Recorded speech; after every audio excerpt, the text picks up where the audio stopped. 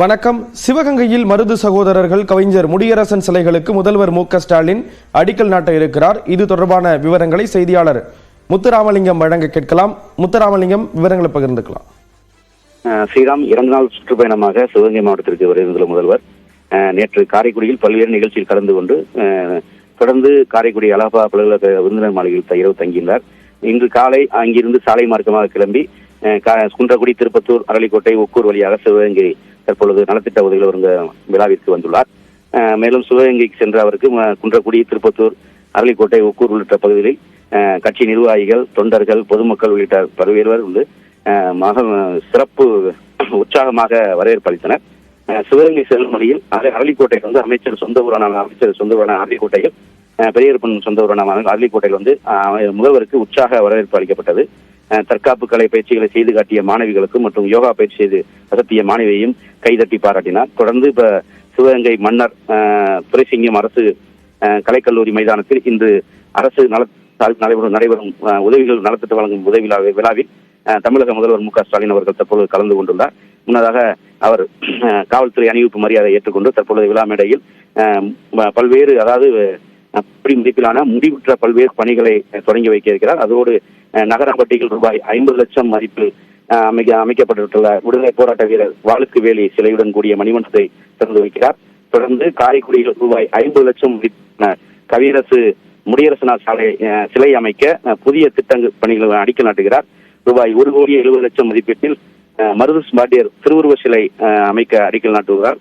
தொடர்ந்து 50 லட்சம் மதிப்பீட்டில் முடிவுற்ற பணியான வாளுக்கு வேலி அம்பலத்தின் மணிமண்டபம் மற்றும் உருவச்சிலையை திறந்து வைத்து பல்வேறு திட்டங்களை தற்பொழுது தொடங்கி வைக்க உள்ளார். மேலும் வேளாண் கல்வி, ஊனமுற்றோர், ஆயுதிராவிடர் நலத்துறை சார்பில் சுமார் 12,300 பயனாளிகளுக்கு ரூபாய் 53 கோடி மதிப்பிலான நலத்திட்ட உதவிகளையும் வழங்க உள்ளார். ஸ்ரீராம், வேறு என்னென்ன நிகழ்வுகள் எல்லாம் இருக்கு முத்துராமலிங்கம்? அதே போன்று என்னென்ன திட்டங்களுக்கு அடிக்கல் நாட்டுறாங்க அப்படிங்கிறது தொடர்பான விரிவான தகவல்களை நீங்க பகிர்ந்துக்கலாம்.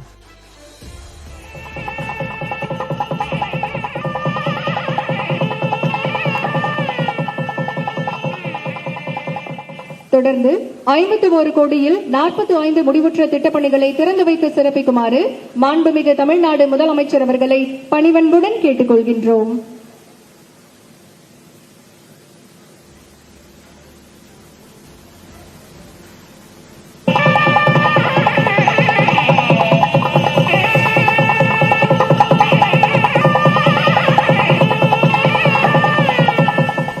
புதிய திட்டப்பணிகளுக்கு அடிக்கல் நாட்டியும் முடிவுற்ற திட்டப்பணிகளை திறந்து வைத்த மாண்புமிகு தமிழ்நாடு முதலமைச்சர் அவர்களுக்கு மனமார்ந்த நன்றிகளை தெரிவித்துக் கொள்கின்றோம்.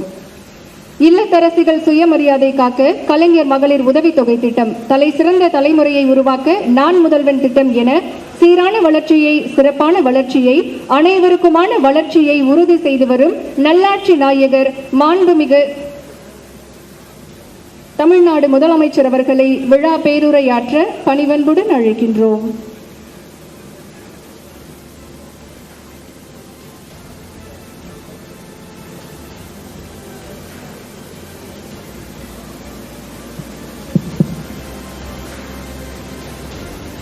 அன்புள்ள சிவகங்கை மாவட்ட அரசு விழாவில் முடிவுற்ற திட்டப்பணிகளை திறந்து வைத்து புதிய திட்டப்பணிகளுக்கு அடிக்கல் நாட்டி மற்றும் பயனாளிகளுக்கு அரசு நலத்திட்ட உதவிகள் வழங்கக்கூடிய சிறப்பான நிகழ்ச்சியில கலந்து கொண்டு சிறப்பித்துக் கொண்டிருக்கக்கூடிய மாண்புமிகு அமைச்சர் பெருமக்கள், பெரிய கருப்பன் அவர்களே,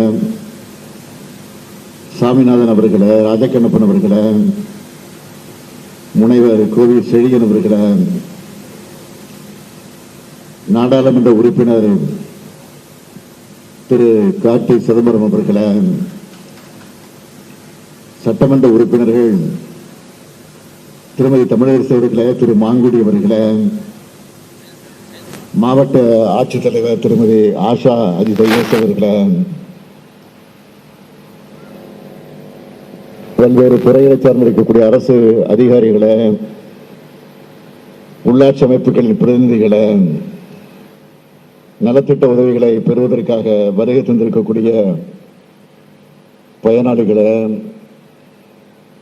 என்னுடைய பாசத்திற்கும் பேரன்பிற்கும் உரிய மகளிர் சுய உதவிக்குழு சார்ந்திருக்கக்கூடிய தாய்மார்களை, சகோதரிகளை, பத்திரிகை மற்றும் ஊடகத்துறை சார்ந்த நண்பர்களை, பெரியோர்களே, தாய்மார்களே, உங்கள் அனைவருக்கும் என்னுடைய அன்பான வணக்கம். சிவகங்கை மண்ணுக்கு வரும்போது எனக்கு சிலிப்பு ஏற்படுது, வீரம் பிறக்குது. முத்துவடுகநாதர், வீரமங்கை வேலுநாச்சியார், மானம் காத்த மருது சகோதரர்கள், தியாகச்சுடர் குயிலை போன்றோர் வாழ்ந்த மண் இந்த சிவகங்கை மண். வீரத்துக்கு அடிப்படையான தமிழின் தொன்மையை உலகுக்கு உரைக்கக்கூடிய கீழடி தடயங்களும் கொண்ட மண் தான் இந்த சிவகங்கை சீமை. வீரமும் புகழும் கொண்ட இந்த மாவட்டத்தை நம்முடைய ஆற்றல் மிக்க அமைச்சர் மாண்புமிகு பெரிய கருப்பன் அவர்கள் எல்லா வகையிலும் சிறப்பாக வளர்த்தெடுக்கிறார். நம்பி பொறுப்பு கொடுக்கலாம்னா நான் யாரை நினைக்கிற பட்டியல இருக்கக்கூடியவர் தான் நம்முடைய பெரிய கருப்பன் அவர்கள். அவர் பேசுவது வேண்டுமானால் பொறுமையா அமைதியா இருக்கலாம், நிதானமா இருக்கலாம். ஆனா செயல்ல வேகமும் நேர்த்தியும் நிச்சயமாக இருக்கும். அதனால்தான் இந்த விழாவையும் மாநாடு போல மிக பிரம்மாண்டமாக ஏற்பாடு செஞ்சிருக்கிறார். அவருக்கும் மாவட்டத்தின் ஆட்சித்தலைவர் ஆஷா அஜித் அவர்களுக்கும் மாவட்ட அலுவலர்கள் அனைவருக்கும் என்னுடைய பாராட்டுக்களையும் வாழ்த்துக்களை நான் தெரிவித்துக் கொள்ள விரும்புகிறேன். சிவகங்கை சீமையை வளர்த்ததில் கழக ஆட்சிக்கு மிகப்பெரிய பங்கு உண்டு. கழக ஆட்சி அமைஞ்சால நலத்திட்ட உதவிகள் சிவகங்கையை தேடி வரும். அப்படி சிவகங்கை மாவட்டத்துக்குன்னு கழக ஆட்சி காலங்களில் செய்யப்பட்டிருக்கக்கூடிய சில திட்டங்களை மட்டும் நான் உங்களுக்கு நினைவுபடுத்த விரும்புகிறேன். சிவகங்கை,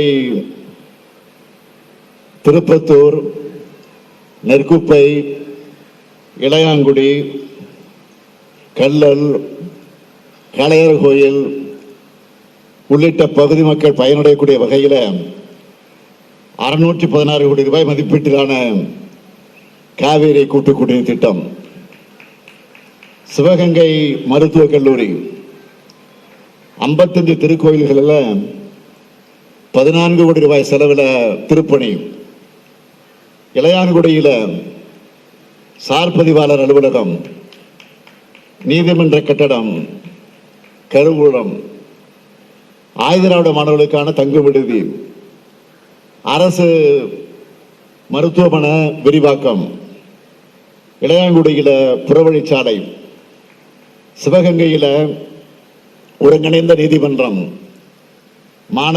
மாணவியர் விடுதிகள், பள்ளி கட்டிடங்கள், அரசு மருத்துவமனை, ஆரம்ப சுகாதார நிலையங்கள், மதுரை தொண்டி தேசிய நெடுஞ்சாலை, சிவகங்கையில் புதிய நகராட்சி கட்டடம், மகளிர் கல்லூரி, கூட்டுறவு தொழிற்பயிற்சி கல்லூரின்னு இப்படி சொல்லிக் கொண்டிருந்தா நாள் முழுக்க நான் வரிசைப்படுத்தி சொல்லிக்கிட்டே இருக்கணும்.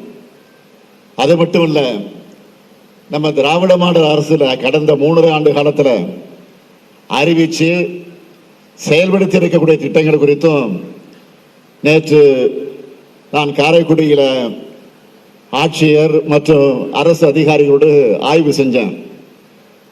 அந்த பணிகளை பட்டியலிட்டு சொல்லணும்னா, காவேரி ஆற்றை நீராதாரமாக கொண்டு 8 பேரூராட்சிகளுக்கும் 2452 ஊரக குடியிருப்புகளுக்கும் 3 நகராட்சிகளுக்கும் 1753 கோடி ரூபாய் மதிப்பீட்டில் நடைபெறும் கூட்டு குடிநீர் திட்ட பணிகள் விரைவில் நிறைவடைய போகுது. காரைக்குடியில் சங்கரமதி